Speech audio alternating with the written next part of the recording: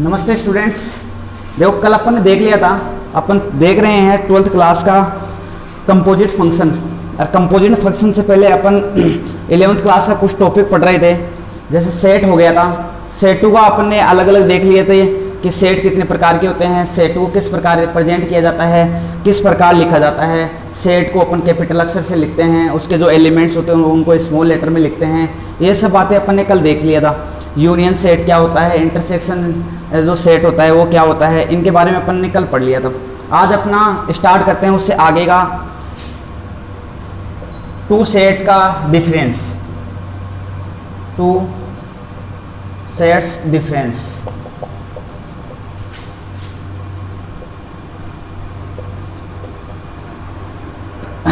दो समुच्चयों का अंतर। दो समुच्चयों का अंतर। जैसे मान लिया मेरे पास कोई एक समुच्चय है और दूसरा कोई समुच्चय है मेरे पास। मेरे को निकालना है कि ए और बी का डिफरेंस।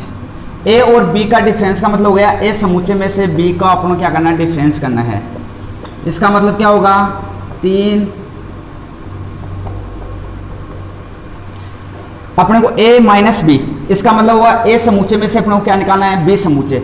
अपने का अब देखो जिसमें कॉमन होंगे ना वो तो निकल जाएंगे, बाकी के a माइनस बी कर रहे हैं तो ए के वही अवयव बचेंगे जो बी में नहीं है। इसका मतलब a एक है क्या, इसमें नहीं है तो एक बचेगा, दो बचेगा, 3 है इसमें तो 3 नहीं रहेगा, 4 है क्या इसमें, नहीं है तो 4 बचेगा, 5 इसमें है तो 5 नहीं आएगा।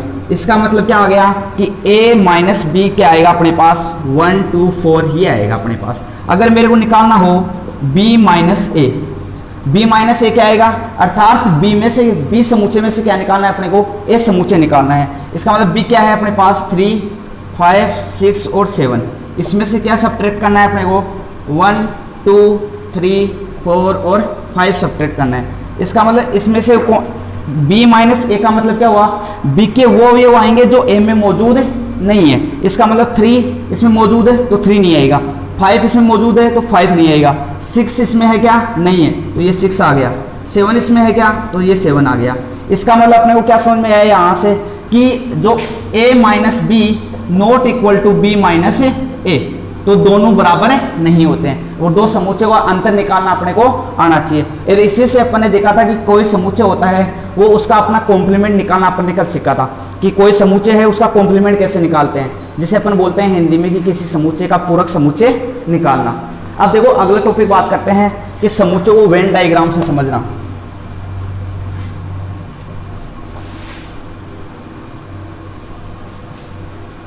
समुच्चय को वेन डायग्राम से।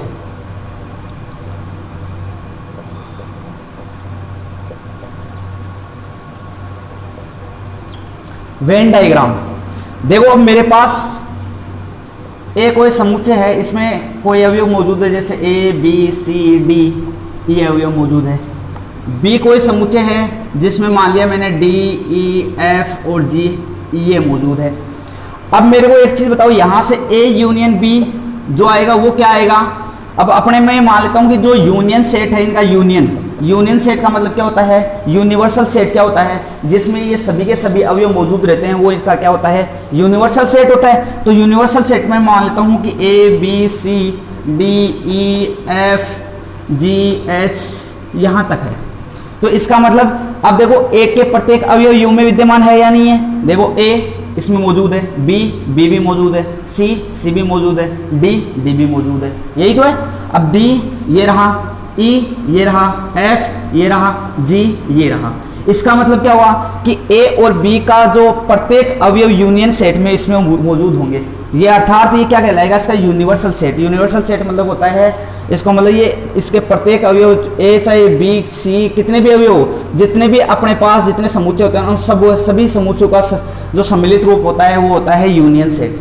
अर्थात अब इनको वेन डायग्राम से दर्शाना चाहे तो इसको इस प्रकार से दर्शाते हैं। अब ये जो अपन जो ये बनाते हैं ना डायग्राम, ये किसको दर्शाता है, यू को दर्शाता है। अर्थात पूरे के पूरे यू वाले समुच्चय इसमें आ जाते हैं। अब अपने को चाहिए ए, तो ए के ए और बी में कोई कॉमन आ रहा है क्या? कॉमन को किससे दर्शाते हैं? ए इंटरसेक्शन बी से। तो बताओ ए और ए इंटरसेक्शन बी का मतलब क्या हो गया? दोनों में कॉमन कौन कौन से अवयव आ रहे हैं बताओ? डी आ रहा है एक तो, और कोई अवयव आ रहा है क्या कॉमन? नहीं आ रहा। इसका मतलब दोनों में जो कॉमन अवयव है, उभयनिष्ठ अवयव वो क्या है? डी है। तो इसका मतलब ये कोई ना कोई अवयव जो कॉमन होगा वो यहाँ पे मौजूद हो जाएगा। कहाँ आ गया? यहाँ पे, ये डी अवयव। और बाकी के जो अवयव बचे गए बताओ कौन कौन से आ गए? ए बी सी, अर्थात ये ए वाला है, पूरा ए समुच्चय था, तो ए समुच्चय के पूरे अवयव आए या नहीं है? देखो ए बी सी डी, तो इस पूरे समुच्चय में देखो ए बी सी डी। अब इसी में देखो जो बी समुच्चय था, ये रहा बी समुच्चय। बी समुच्चय में डी तो आ गया, ई एफ और जी। इस प्रकार किसी समुच्चय को अपन किस रूप में दर्शा सकते हैं? वेन डायग्राम में इस प्रकार दर्शाते हैं। अब यहीं से देखो इसका कॉम्प्लीमेंट को कैसे दर्शाते हैं, एक एग्जांपल उसका और बता देता हूं मैं आपको। जैसे अपने पास यही है, ए मौजूद है अपने पास, अपने को दर्शाना चाहिए कि यू कोई यूनिवर्सल सेट है जिसमें A B C D E F ये आ गया। और अपने को पता है कि जो ए का कॉम्प्लीमेंट होता है, ए का कॉम्प्लीमेंट का मतलब क्या होता है? यू माइनस ए। इसका मतलब यू में से क्या करना है? ए सब्ट्रैक्ट करना है। इसमें से क्या आ गया? A B C D E F, यही तो आया। इसमें से क्या सब्ट्रैक्ट करना है? ए वाला सब्ट्रैक्ट कर दो, ए बी सी और डी। इसका मतलब क्या आ गया बताओ? इसको किससे प्रदर्शित करते हैं अपन? ए डे से। यहाँ पे क्या आएंगे? इसके वो अवयव आएंगे जो इसमें मौजूद नहीं है। तो यहाँ से बताओ ए इसमें आ रहा है तो ए नहीं आएगा, बी भी आ रहा है, बी भी नहीं आएगा, सी भी नहीं आएगा, डी भी नहीं आएगा। क्या बचेगा? केवल ई और एफ। इसका मतलब ए का कॉम्प्लीमेंट क्या आ गया? ई और एफ। अब इसका वेन डायग्राम देखो, ये किसको रिप्रेजेंट करता है? यू को, अर्थात ये यूनियन सेट है। इस यूनियन सेट में किसको दर्शाएंगे? ए को। बताओ ए में कौन कौन से अवयव आ रहे हैं? ए बी सी और डी। ये कौन सा अवयव है? ए सेट है। तो ये जो बच गया ना, ये बाकी का जो समुच्चय, ये समुच्चय कहलाता है ए डेस। अर्थात जो यूनियन सेट है वो किसका कंपोजिट है? ये ए का ए प्लस ए डेस दोनों के संयुक्त अवयव है या नहीं? इसमें देखो, अगर मैं ए को और ए यूनियन ए और ए डेस को मिला दूं तो यूनियन वाला सेट बनेगा या नहीं बनेगा? देखो ए बी सी डी आ गया, और ए डेस वाला ई और एफ, तो इन सबको मिला दिया तो ये बनेगा या नहीं बनेगा? Union set. तो यहाँ पे ये बन गया यूनियन सेट। और ये ए डेस है पूरा पूरा, इसमें जितने भी अवयव आएंगे सब ए डेस यहाँ प्रदर्शित किए जाएंगे। और इसमें जो सेट में उपस्थित होंगे वो कौन से होंगे? ए वाले होंगे। और ये जो कहलाएगा ये ए डेस ए का कॉम्प्लीमेंट कहलाएगा। और इस पूरे समुच्चय को क्या बोल देते हैं? इसका यूनियन बोल देते हैं। इस प्रकार किसी समुच्चय को वेन डायग्राम के रूप में अपन प्रदर्शित कर सकते हैं। इसके बाद में देखो कुछ नाम आता है स्टेटमेंट।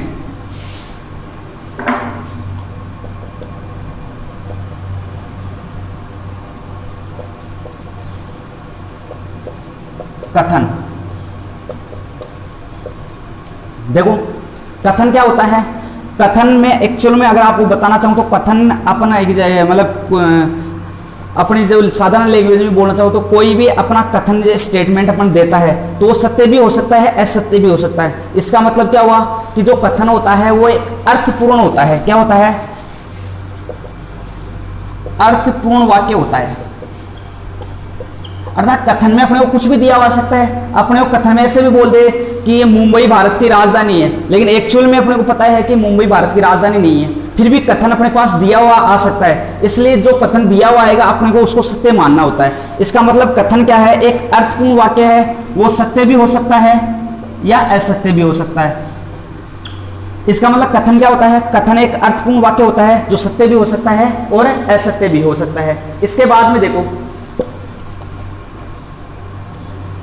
ऑर्डर्ड पेयर, जो नाम आने वाले हैं, मैं हर एक नाम के बारे में आपको बता रहा हूं कि कौन कौन से नाम अपने बीच में आ सकते हैं, तो हर एक नाम का आपको पता होना चाहिए।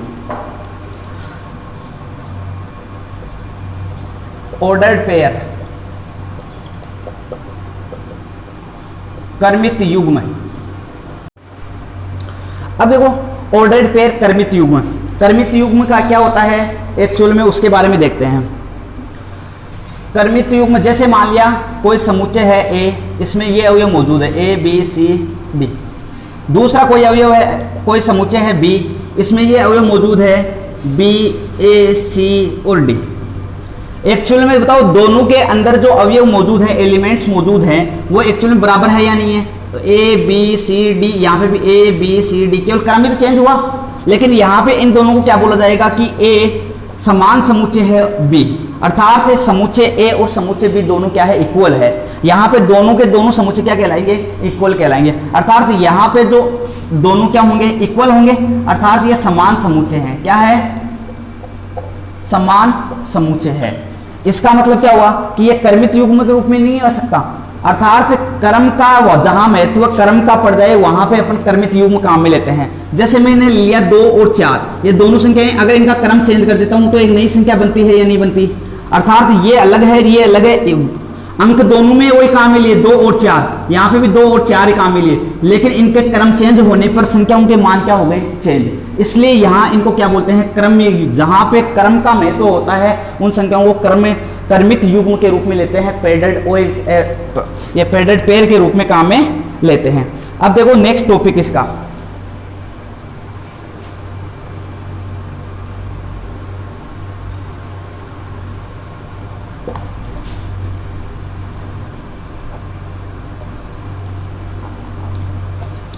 देखो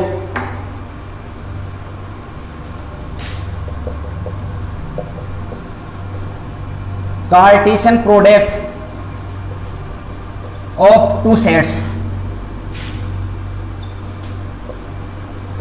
दो समुच्चयों का कार्तीय गुणन, दो समुच्चयों का कार्तीय गुणन। जैसे कोई समुच्चय है मेरे पास ए, इसमें मौजूद अवयव जैसे मान लिया मैंने ए बी सी और डी, ये है। बी कोई दूसरा समुच्चय है, इसमें मैंने मान लिया 2 और 4 ये अवयव मौजूद है। अब इनका कार्तीय प्रोडक्ट करना है। कार्तीय प्रोडक्ट का मतलब हो गया है इनको गुणा करना है, अर्थात दो समुच्चयों को कार्तीय गुणन कैसे करते हैं? इसको लिखते हैं ए क्रॉस बी से, और यहाँ क्या होगा कि ए बी सी और डी ये गुणा होगा किससे? 2 और 4 से। देखो एक को 2 से गुणा करो, यहाँ तक कितने अवयव मौजूद होंगे? अर्थात इसमें कितने एलिमेंट थे? 4, और यहाँ कितने एलिमेंट थे? 4, और यहाँ कितने एलिमेंट थे? तो 4 मल्टीप्लाई 2, टोटल एलिमेंट कितने होंगे? जो इनसे कर्मित युग्म जो बनेगा ना, जो सेट बनेगा इन दोनों का, उसमें उपस्थित अवयवों की कुल संख्या कितनी होगी? 8। तो देखो एक को 2 से गुणा किया, क्या आया? ए और 2। एक को 4 से किया, क्या आया? ए और 4। बी को 2 से गुणा किया, बी और 2। बी को 4 से किया, बी और 4। सी को 2 से गुणा किया, सी और 2। सी को 4 से गुणा किया, सी और 4। ऐसे डी को 2 से गुणा किया, डी और 2, और डी को 4 से गुणा किया, डी और 4। यहाँ देखो जब दो समुच्चयों का क्रॉस प्रोडक्ट किया जाता है, अर्थात कार्तीय गुणन किया जाता है, कार्टेशियन प्रोडक्ट किया जाता है, तो ये जो अपने जो अवयव आ रहे हैं वो पेयर्स के रूप में आते हैं। और इस पेयर्स का मतलब होता है जो पहला समुच्चय अपन किसी भी दो, जैसे कोई भी सेट होते हैं ना, तो ए क्रॉस बी को अपन हमेशा ए बी के रूप में लिखते हैं। और जहां क्या होता है, ए हमेशा ए में से उपस्थित रहता है और बी किस में से उपस्थित रहता है? जो पहला जो अवयव होता है ना, वो हमेशा जो पहला जो सेट होता है इसके गुणन में, उसमें से उपस्थित होता है, और जो दूसरा इसका एलिमेंट होता है वो हमेशा दूसरे इस वाले सेट से उपस्थित होता है। इसका मतलब ये होता है। तो यहाँ पे भी चेक करो, जो पहला अवयव आ रहा है वो प्रत्येक पहला अवयव किस में से आ रहा है? ए सेट में से आ रहा है या नहीं आ रहा है? जो पहला अवयव आ रहा है जिसको ए मान लेता हूँ, ए बी सी और डी, ये हमेशा किस में उपस्थित है? इस वाले सेट में। और जो इसका दूसरा अवयव आ रहा है वो किस में से आ रहा है? 2 और 4 किस में उपस्थित है? बी में। इसका मतलब क्या हुआ बताओ? इसका मतलब ये हुआ कि अगर किसी दो समुच्चयों को अपन कार्टेशियन फॉर्म में प्रोडक्ट करते हैं उनका, तो जो उसमें जो अवयव आते हैं वो आते हैं कर्मित युग्म के रूप में आते हैं, अर्थात ये युग्म के रूप में आएंगे, और युग्म के अंदर जो पहला अवयव मौजूद होगा वो हमेशा पहले सेट से उपस्थित होगा, और जो दूसरा अवयव होगा वो हमेशा दूसरे सेट से उपस्थित होगा। इसका मतलब ये होता है दो सदिशों का कार्तीय प्रोडक्ट का मतलब ये होता है। अब देखो आगे बात करते हैं कि कार्तीय जो प्रोडक्ट होते हैं,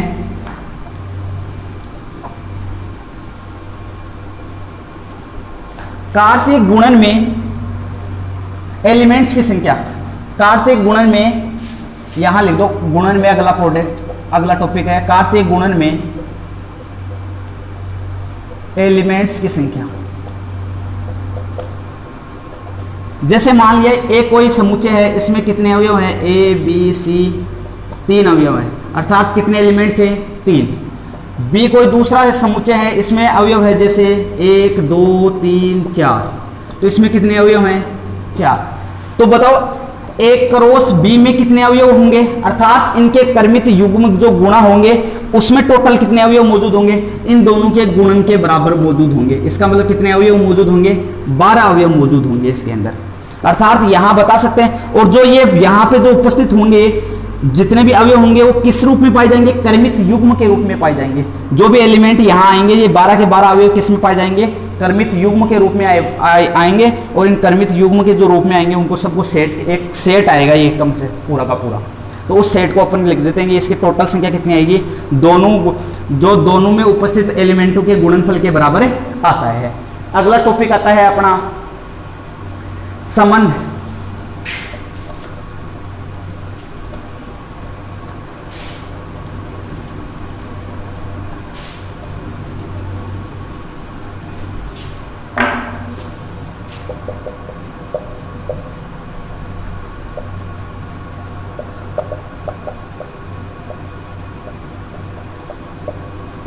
देखो संबंध क्या होता है, देखो संबंध अपन एक्चुअल में अपन सब जानते हैं कि कोई भी अगर एक वस्तु हो, चाहे आदमी हो, चाहे कोई कैसा भी हो, कोई व्यक्ति हो, आदमी हो, वस्तु हो या कोई समुच्चय हो, कुछ भी हो, पर एक चीज में कभी भी रिलेशन नहीं होता। जैसे मैं बताना चाहूँ कि क्या मैं अपने आप में कोई रिलेशन में किसी के साथ रिलेशन रखता हूँ, तो इसका मतलब 2 वस्तुओं के मध्य हमेशा रिलेशन होता है, चाहे 2 वस्तु हो, चाहे 2 व्यक्ति हो, चाहे 2 समुच्चय हो, अर्थात रिलेशन हमेशा किसके बीच में होता है, कम से कम 2 वस्तुएं अपने पास उपस्थित होना जरूरी है।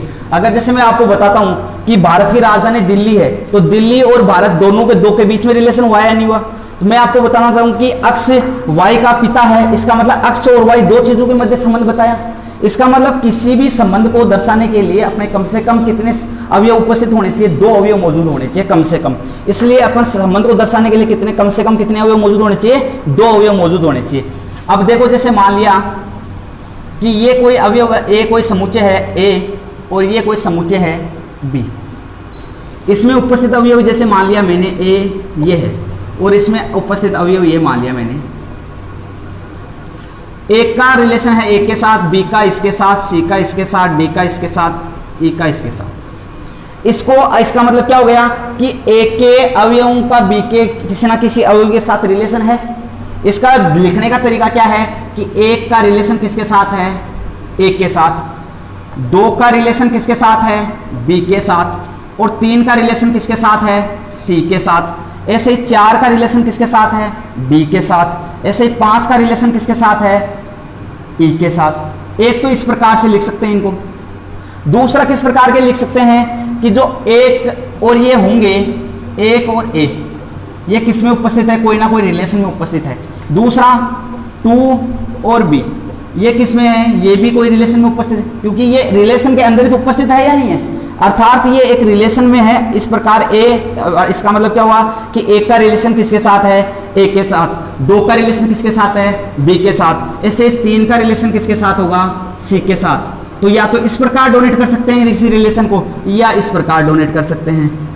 ये था किसी संबंध को दर्शाने का तरीका। अब इसके साथ आगे बात करते हैं अपन किसी संबंध या रिलेशन के अपन डोमेन, रेंज और कोडेम, प्रांत, परिसर और सह प्रांत की बात करते हैं। प्रांत, परिसर और सह प्रांत, इसको बोलते हैं डोमेन, इसको बोलते हैं रेंज, इसको बोलते हैं कोडोमेन। अब देखो यहां पे ये कोई ना कोई रिलेशन हुआ, इसका मतलब एक समुच्चय ए का समुच्चय बी के अवयवों के साथ कोई ना कोई रिलेशन है। अब इस रिलेशन को दर्शाने के तरीका मैंने आपको बता दिया कि 2 प्रकार से अपन इसको दर्शा सकते हैं। इसके बाद में अपने को पता होना चाहिए कि किसी संबंध के जो प्रांत होते हैं वो क्या होते हैं, परिसर होते हैं वो क्या होते हैं, सह प्रांत होते हैं वो क्या होते हैं। अब यहाँ पे मैं जो, अब देखो यहाँ पे जो समुच्चय ए का रिलेशन किसके साथ है, समुच्चय ए का रिलेशन है समुच्चय बी के साथ। समूचे ए के अवयवों का रिलेशन किसके साथ है, समूचे बी के रिलेशन अवयवों के साथ है या नहीं है। तो इसको अपन दर्शाने के लिए अपने पास जो प्रांत होगा ना, प्रांत का मतलब हो गया इसकी डोमेन, जो डोमेन होंगे वो ए के वो सारे के सारे अवयव जिनका संबंध इसके अंदर उपस्थित है, तो वो अवयव सभी किस में आएंगे कि ए के वे अवयव जिनका बी के किसी ना किसी अवयव के साथ संबंध रखते हैं, वो सभी अवयव क्या आएंगे, क्या कहलाएंगे, डोमेन कहलाएंगे। इसका मतलब देखो एक का रिलेशन है या नहीं, दो का रिलेशन है या नहीं, तीन का रिलेशन भी है, चार का रिलेशन भी है, पांच का रिलेशन भी है। इसका मतलब इस जो संबंध हुआ, इस संबंध के डोमेन क्या होंगे बताओ, इस संबंध के जो डोमेन होंगे वो क्या होंगे, एक, दो, तीन, चार और पांच। ये इस संबंध जो संबंध होगा इस संबंध के क्या कहलाएंगे, डोमेन कहलाएंगे, अर्थात ये इसके प्रांत कहलाएंगे। अब बात करते हैं परिसर की। परिसर क्या होता है, बी के वो अवयव जो एक के अवयव के साथ संबंध रखते हैं। बी के वो अवयव, दोबारा ध्यान से सुन लेना, बी के वो अवयव जो एक के किसी ना किसी अवयव के साथ संबंध रखते हैं। अब बताओ यहां ए संबंध रख रहा है या नहीं रख रहा है, बी भी संबंध रख रहा है, सी भी संबंध रख रहा है, डी भी संबंध रख रहा है और ई भी संबंध रख रहा है। लेकिन एक्चुअल में देखा जाए तो ये डी, यहां पे डी मत रखो, ये एफ ले लो। अब क्या एक्चुअल में ये एफ जो है ये संबंध रख रहा है क्या, नहीं रख रहा ना। इसका मतलब ये परिसर में काउंट नहीं होगा, ये किस में काउंट नहीं होगा, परिसर में। क्यों, क्योंकि मैंने क्या कहा, परिसर किसे कहते हैं कि बी के वो अवयव जो एक एक किसी ना किसी अवयव के साथ संबंध रखते हैं। इसका मतलब जो ये संबंध आएगा इसकी जो रेंज आएगी वो क्या आएगी, मैं क्या लिखता हूं, ए बी सी डी और ई। अर्थात दोबारा बता देता हूं, परिसर का मतलब होता है कि बी के वो अवयव जो एक एक किसी ना किसी अवयव के साथ संबंध रखते हैं, तो वो अवयव क्या कहलाते हैं, इस संबंध के क्या कहलाते हैं, परिसर। और सह प्रांत कोडोमेन क्या कहलाते हैं, बी के सभी अवयव क्या कहलाते हैं, अर्थात बी के सभी अवयवों का समुच्चय, सभी अवयवों का या एलिमेंट्स, सभी के सभी एलिमेंट्स क्या कहलाएंगे, इसके कोडोमेन कहलाएंगे। इसका मतलब कोडोमेन में कौन कौन से आ गए, ए बी सी डी और ई और एफ, ये सब के सब एलिमेंट आ गए, वो किस में आ गए, कोडोमेन में आ गए। अर्थात किसी संबंध की अगर अपन बात करें तो संबंध के अंदर डोमेन क्या होता है, परिसर क्या होता है और सह प्रांत क्या होता है, इनके बारे में पता होना चाहिए। अब इनको इंग्लिश में क्या बोलते हैं, प्रांत को क्या बोलते हैं, डोमेन, परिसर को क्या बोलते हैं, रेंज, और सह प्रांत को क्या बोलते हैं, कोडोमेन कहा जाता है।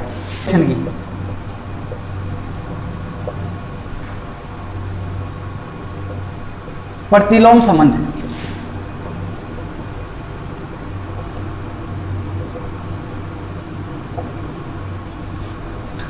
देखो संबंध में अपने ये देखा था कि ये कोई समुच्चय ए है और ये समुच्चय बी है।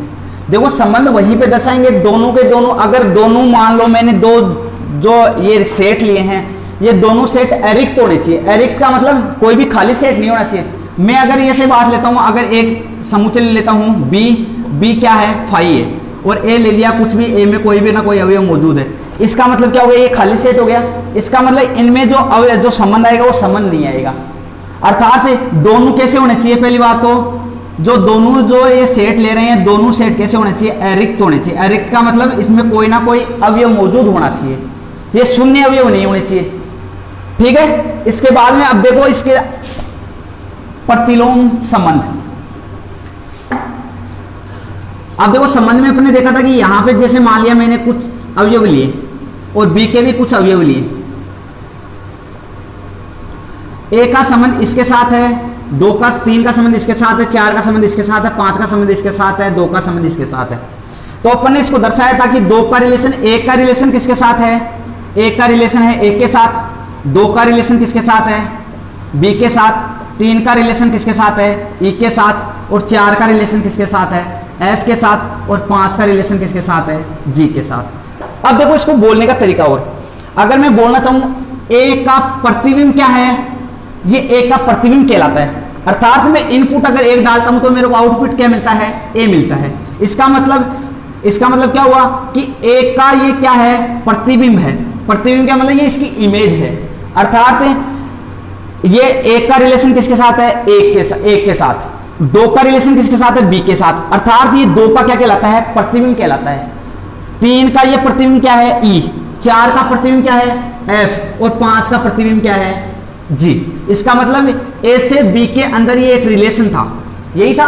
अब मैं क्या बोल रहा हूं, बी से ए के अंदर एक दूसरा रिलेशन है जिसे आर इनवर्स बोलते हैं, और इसे बोलते हैं प्रतिलोम फलन।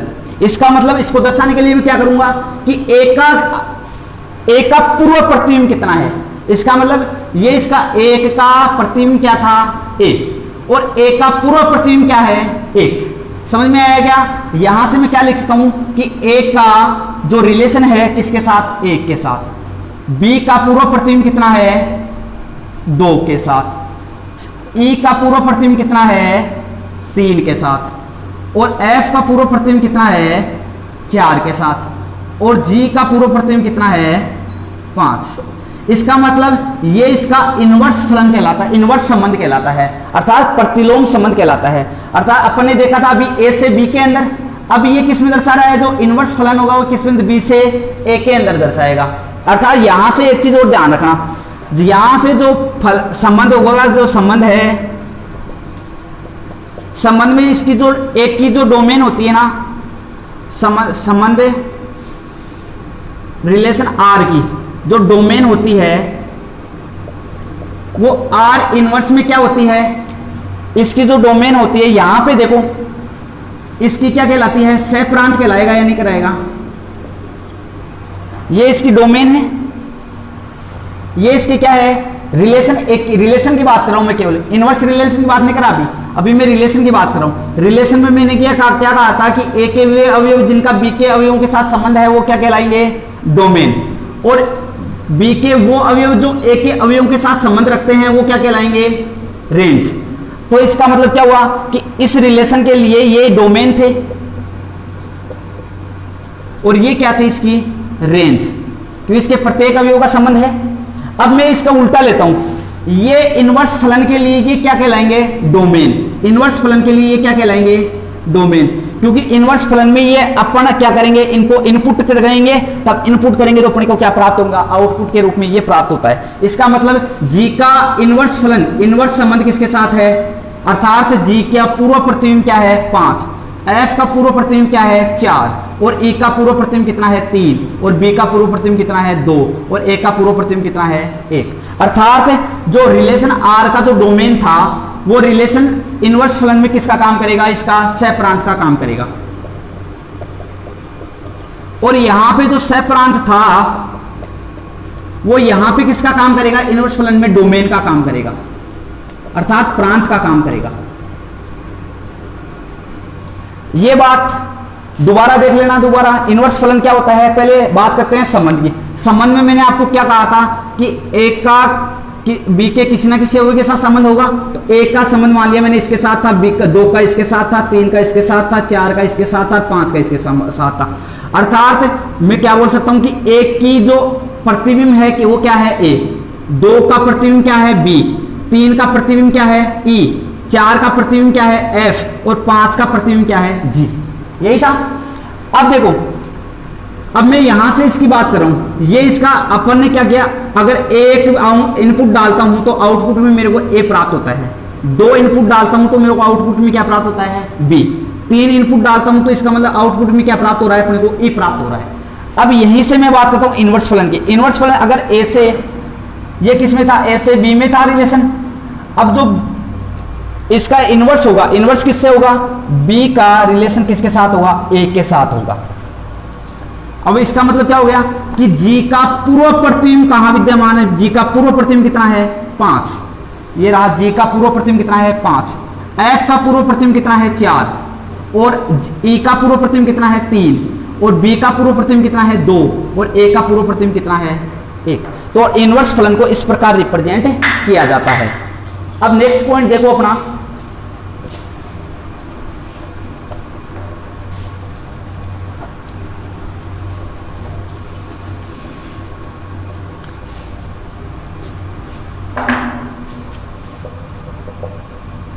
काइंड्स ऑफ रिलेशन,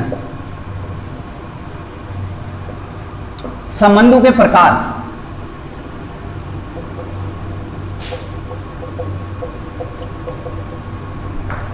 देखो काइंड्स ऑफ रिलेशन, संबंधों के प्रकार। सबसे पहला अपन देखते हैं रिफ्लेक्सिव रिलेशन, जिसे बोलते हैं समतुल्य संबंध। समतुल्य संबंध क्या होता है? अगर किसी अवयव का खुद के साथ ही अगर संबंध होता है तो उसको क्या बोलते हैं? समतुल्य संबंध। इसका मतलब अगर ए का रिलेशन ए के साथ है, बी का रिलेशन बी के साथ है और सी का रिलेशन सी के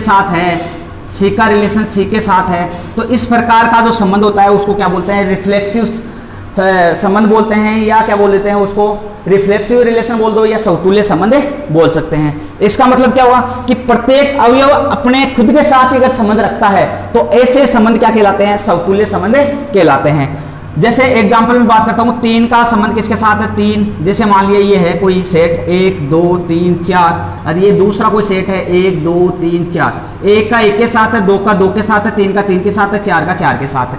इसका मतलब इस प्रकार के अगर ये ए है ये बी है तो ए क्रॉस बी, इसको किस प्रकार रिप्रेजेंट कर सकते हो? 1 का किसके साथ है? 1 के साथ। 2 का किसके साथ है? 2 के साथ। और 3 का किसके साथ है? 3 के साथ। और 4 का किसके साथ है? 4 के साथ। तो इस प्रकार का जो संबंध होता है उसको क्या बोलते हैं? रिफ्लेक्सिव रिलेशन बोलते हैं या समतुल्य संबंध बोलते हैं। दूसरा संबंध देखो,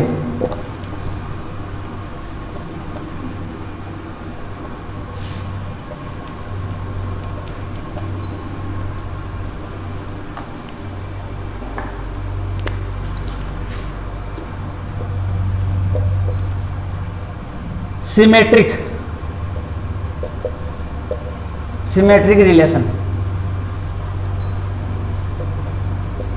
इसे बोलते हैं सममित संबंध। सममित संबंध का मतलब क्या होता है? अगर ए का रिलेशन बी के साथ है और बी का रिलेशन ए के साथ है, अगर ए का रिलेशन बी के साथ है तो बी का रिलेशन भी ए के साथ होना जरूरी है। अगर ये कंडीशन लागू रहती है तो इसका मतलब क्या हुआ? ये सममित संबंध है, वरना ये सममित संबंध नहीं है। देखो फॉर एग्जांपल, जैसे मैं बताता हूं कि जैसे मान लिया मेरे पास कोई अवयव है, ये कोई रिलेशन है R1, ये 1 का 2 के साथ, 2 का 3 के साथ, 3 का 1 के साथ, 2 का 1 के साथ और 3 का 2 के साथ। 3 का 2 के 1 के साथ नहीं, 2 के साथ कर लो। एक दूसरा रिलेशन में ले लेता हूं R2, ये लिया 1 का 2 के साथ, 2 का 3 के साथ, 2 का इसके साथ हो ही गया। एक ले लो 3 का 2 के साथ। इसको चेंज कर दो एक बार, पूरे पर्सन को चेंज कर देता हूं एक बार। इसका एग्जांपल दूसरा लेना, अगर ए का रिलेशन बी के साथ है तो बी का रिलेशन ए के साथ होना जरूरी है। अगर ये दोनों बातें सत्य होती है, इसका मतलब यह संबंध कैसा है? सममित संबंध है। देखो इसका एग्जांपल, जैसे मान लिया कोई R1 कोई रिलेशन है, अगर ए का रिलेशन 2 के साथ है और 3 का रिलेशन 4 के साथ है, 2 का रिलेशन अगर 1 के साथ है और 4 का रिलेशन 3 के साथ है, और R2 कोई रिलेशन है जिसका 1 का रिलेशन 2 के साथ है और 3 का रिलेशन 4 के साथ है और 2 का रिलेशन किसके साथ है? 3 के साथ है और 4 का रिलेशन किसके साथ है? 3 के साथ है। तो इनमें से कौन सा ये जो सममित संबंध होगा वो होगा, कौन सा होगा और कौन सा नहीं होगा? देखो अब पहली बात, पहले अपने को ये देखो, फर्स्ट पॉइंट देखो, अगर एक का संबंध 2 के साथ है, देखो ये पहली बात सत्य है, यानी एक का संबंध 2 के साथ, एक का संबंध 2 के साथ है तो 2 का संबंध भी किसके साथ होना चाहिए? 1 के साथ। तो ऐसा कोई फलन है क्या? तो 2, देखो ये रहा, 2 का संबंध किसके साथ है? 1 के साथ है या नहीं? दूसरा देखो 3 का संबंध किसके साथ है? 4 के साथ। तो ऐसा कोई संबंध है जिसका 4 का संबंध भी 3 के साथ, तो ये रहा। इसका मतलब यह जो रिलेशन है, जो R1 जो रिलेशन है, ये कैसा है? सिमेट्रिक है, सिमेट्रिक रिलेशन है। दूसरा देखो R2, 1 का रिलेशन किसके साथ है? 2 के साथ, और 2 का रिलेशन 1 के साथ है क्या? देखो 2 का रिलेशन 1 के साथ नहीं है, इसका मतलब जो R2 रिलेशन होगा ये सिमेट्रिक रिलेशन नहीं होगा। इसका मतलब समझ में आया गया कि सिमेट्रिक रिलेशन क्या होता है और सिमेट्रिक रिलेशन कौन सा नहीं होता है। तीसरा आता है अपना ट्रांजिटिव।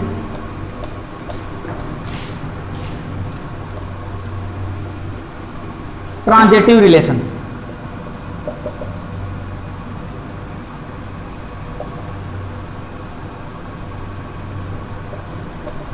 इसे बोलते हैं संक्रामक,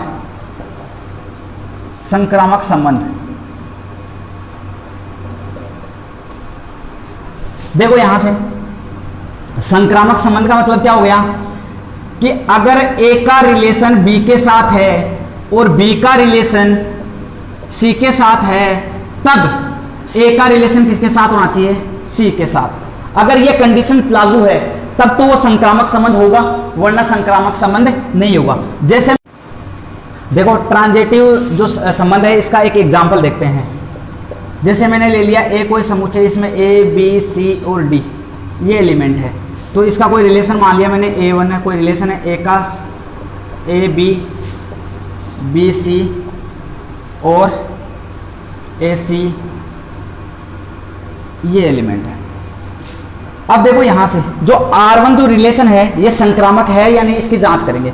देखो अपने पास पहले कंडीशन देखो, ए का रिलेशन किसके साथ है? बी के साथ। तो ए का रिलेशन है या नहीं है बी के साथ, और बी का रिलेशन किसके साथ है? सी के साथ। ये रहा बी का रिलेशन किसके साथ है, तब ए का रिलेशन किसके साथ होना चाहिए? सी के साथ। तो ए का रिलेशन सी के साथ है या नहीं है, इसका मतलब यह संबंध कैसा हुआ? संक्रामक संबंध हुआ। दूसरा एग्जाम्पल और लेके दे सकते हो आप। जैसे मैंने ये लिया कोई बी कोई समुच्चय है, 1 2 3 4 5, इसमें ये मौजूद है। तो इसका कोई R1 रिलेशन है वो इस प्रकार मौजूद है कि 1 का रिलेशन है 3 के साथ और 3 का रिलेशन है 4 के साथ, तो और 1 का रिलेशन है 4 के साथ, तब अब चेक करो। देखो 1 का रिलेशन 3 के साथ है और 3 का रिलेशन किसके साथ है? 4 के साथ। तो अगर 1 का रिलेशन 4 के साथ और मिल जाए तब ये संक्रामक होगा या नहीं होगा? होगा। इसका मतलब यह जो संबंध है, देखो 1 का 3 के साथ है और 3 का किसके साथ है? 4 के साथ, और 1 का 4 के साथ भी मिल रहा है संबंध। इसका मतलब ये कैसा संबंध है? ट्रांजिटिव रिलेशन है। ठीक है, यहां तक अपना ये संबंध का जो चैप्टर था ये हो गया कंप्लीट।